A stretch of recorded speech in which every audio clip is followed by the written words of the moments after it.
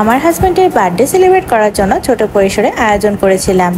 জন্মদিন তো সবার জীবনে অনেক বেশি স্পেশাল, আর সেটা যদি প্রিয় মানুষের জন্মদিন হয় তাহলে তো কথাই নেই। আমি আমার প্রিয় মানুষের জন্মদিনটা সেলিব্রেট করার জন্য তার জন্য কেক নিয়ে এসেছিলাম। তার সাথে সকালের নাস্তায় তার প্রিয় খাবার থেকে শুরু করে দুপুরে তার জন্য মজা মজা রান্না বান্না করেছিলাম। আমার হাজবেন্ডের বার্থডেটা আমি কিভাবে সেলিব্রেট করলাম, তার সাথে বার্থডেতে মজা মজা রান্না বান্না কি করেছিলাম, সেই সব কিছু আজকে তোমাদের সাথে এই ভিডিওটিতে শেয়ার করব। জানতে হলে কিন্তু তোমাদেরকে ভিডিওর লাস্ট পর্যন্ত অবশ্যই দেখতে হবে। হ্যালো সবাইকে, কি খবর সবার? এটা আমার সেপ্টেম্বরের 4 তারিখের ভিডিও ছিল। সেদিন আমার হাজবেন্ডের বার্থডে ছিল। তবে এই যে কেকের ভিডিওটা দেখতে পাচ্ছ, এটা কিন্তু আমার হাজবেন্ডের বার্থডে আগের দিনের ভিডিও ছিল, মানে সেপ্টেম্বরের 3 তারিখ। সেদিন বিকেলবেলা বের হয়ে গিয়েছিলাম তার জন্য কেক নিয়ে আসার জন্য। কেক নিয়ে আসার জন্য চলে গিয়েছিলাম ময়মনসিংহের রয়্যাল বেকারিতে। রয়্যাল বেকারির কেক ময়মনসিংহের মধ্যে সবচেয়ে বেস্ট কেক বলে আমাদের মনে হয়। প্রতি বছরই আমি আমার হাজবেন্ডের জন্য কেক নিয়ে আসি। আমার হাজবেন্ডের যেহেতু চকলেট ফ্লেভার পছন্দ নয়, তাই তার জন্য এই ভ্যানিলা ফ্লেভারের কেকটাই নিয়ে এসেছিলাম। আর তার জন্য যে গিফটটা নিয়ে এসেছিলাম আড়ং থেকে, এই শার্টটা, সেটা তোমাদের সাথে আগে একটা ভিডিওতে শেয়ারও করেছিলাম। প্রতি বছরই আমি আমার হাজবেন্ডের বার্থডেটা ছোট পরিসরে সেলিব্রেট করার ট্রাই করে থাকি, তাই এবারও কিন্তু ব্যতিক্রম হয়নি। এটা ছিল সেদিন রাত 12টার সময়, মানে সেপ্টেম্বরের 4 তারিখ পড়ে গিয়েছে আর তার বার্থডেও শুরু হয়ে গিয়েছিল। তাকে আমার গিফট করা শার্টটা পরিয়ে নিয়ে এরপর কেক কাটছিলাম 12টা 1 মিনিটে। আমার হাজব্যান্ড যেমন আমার বার্থডেতে আমাকে খুশি করার জন্য চেষ্টা করে থাকে, তেমনি আমিও যতটুকু পেরেছি ট্রাই করেছিলাম। Happy birthday to you, happy birthday to you. বেশি কেটেছি নাকি? না না, হ্যাপি বার্থডে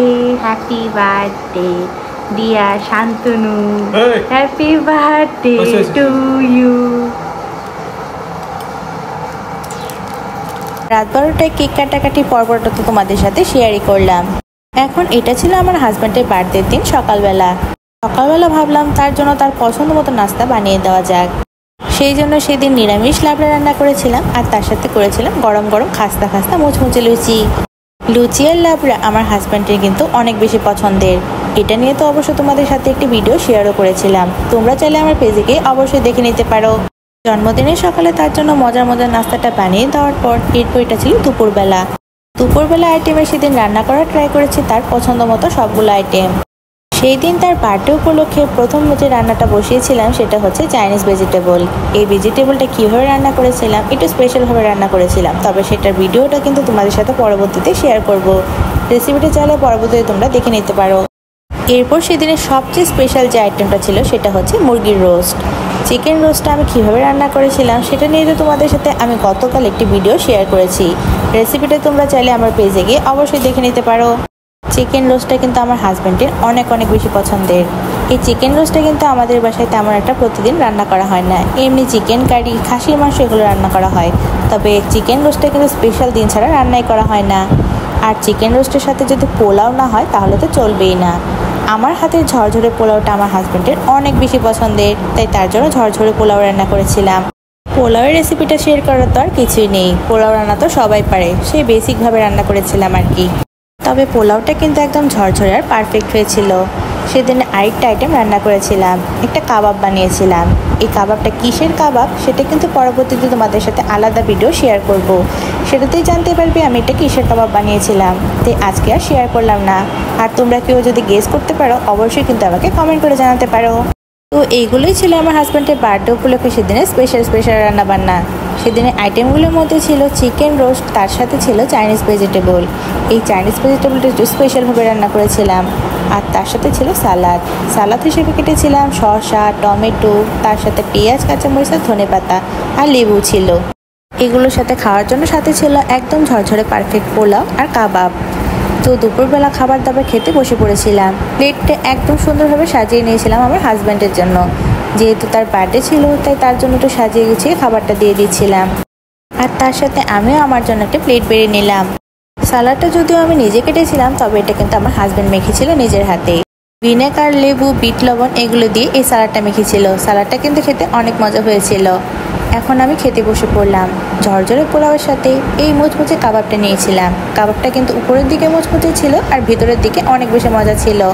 সাথে যে চাইনিজ ভেজিটেবলটা রান্না করেছিলাম সেটাও নিয়ে নিলাম। পোলাওয়ের সাথে কিন্তু চাইনিজ ভেজিটেবলটা খেতে অনেক বেশি মজা লাগে। পোলাও, তার সাথে চাইনিজ ভেজিটেবল, তার সাথে অল্প কাবাব ভেঙে নিয়ে খেয়ে নিচ্ছিলাম। সত্যি বলতে এই তিনটার কম্বিনেশন অনেক বেশি মজা ছিল। কাবাবটাও কিন্তু শুধু শুধু খেতেই ভালো লাগছিল। এটা কিসের কাবাব পরবর্তীতে রেসিপি তোমাদের সাথে শেয়ার করব। এরপর সেদিনের মেইন আইটেমে চলে গেলাম। পোলাওর সাথে নিয়ে নিলাম চিকেন রোস্ট। একদম বিয়েবাড়ির মতো হয়েছিল চিকেন রোস্টটা খেতে। তার সাথে যে সালাডটা মেখেছিল আমার হাজব্যান্ড সেটাও নিয়ে নিচ্ছিলাম। চিকেন রোস্টটা কিন্তু দেখতে যতটা সুন্দর হয়েছিল, খেতেও কিন্তু ততটাই মজা হয়েছিল। রোস্টটা কিন্তু খুব সুন্দরভাবে সেদ্ধ হয়েছিল।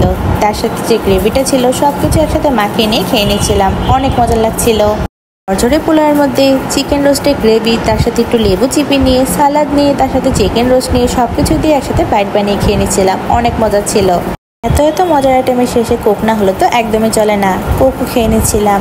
যদিও হয়তো বলতে পারো আমি নিজের রান্না নিজেই প্রশংসা করছি, তবে সত্যি বলতে সবগুলো রান্নায় অনেক বেশি মজা হয়েছিল। মজার খাবার দাবারের সাথে আমার হাজব্যান্ডের বার্থডে ব্লগটা আজকে তোমাদের সাথে এখানেই শেষ করছি। ভালো লাগলে কিন্তু অবশ্যই একটি লাইক করে দিবা সবাই। নেক্সটে তোমাদের সাথে রেসিপিগুলো শেয়ার করব। জানতে হলে কিন্তু আমার পেজটা অবশ্যই ফলো দিয়ে রাখতে পারো। আজকে ভিডিওটি কেমন লেগেছে অবশ্যই কমেন্ট করে জানাবো আমাকে। আজকে এই পর্যন্তই। Thanks for watching. বাই।